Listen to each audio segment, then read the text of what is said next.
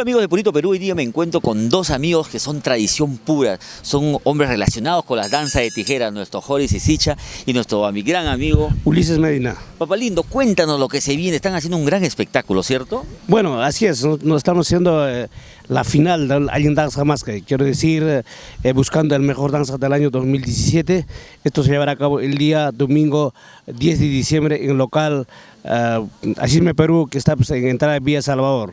Queremos también aprovechar el espacio para invitar también el día sábado 25, también Joris Isicha está de aniversario en su domicilio, donde nosotros, toda la acción, estamos respaldando esta gran actividad que está haciendo nuestro Joris Isicha por motivo de su salud. Estamos hablando de este sábado, de esta semanita. Sí, así es, bueno, Papá Eduardo. Lindo, de una vez, dime, papi. Sí, mire, que realmente, bueno, yo estoy hace más de 7 años con el tema de la diabetes crónica emotiva, un poco nos ha deteriorado esto y la gastritis. Estamos haciendo esta actividad gracias bajo la solidaridad de nuestra asociación y nuestros hermanos del arte, que este sábado 25 a partir de las 10 de la mañana los espero a todos, que me acompañen. Va a haber más de 40 danzantes de tijeras, cantores, intérpretes, la poesía andina, quechua y todas las cosas lindas que estaremos... ¿Dónde va a ser esto? Allá en Villa María del Triunfo, mi casa está en exactamente en la calle Virrey Toledo, Manzana 24A, lote 21, y nada menos está del paradero Coca-Cola o el tren eléctrico cruzando hacia la mano derecha. Está la ubicación del Mercado Modelo Inca Pachacute,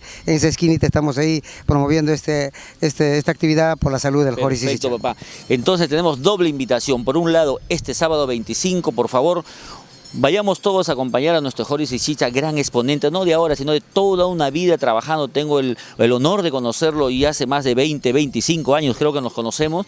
Y vamos a apoyar este sábado en su domicilio, ya dio la dirección, lo vamos a poner aquí en pantalla. Y por otro lado, el día 10 de diciembre también nos vamos a esta gran final que organizan nuestros amigos de la Asociación Asociación de Músicos Danzantes Tijeras Ayacucho, Perú. Perfecto. Esto...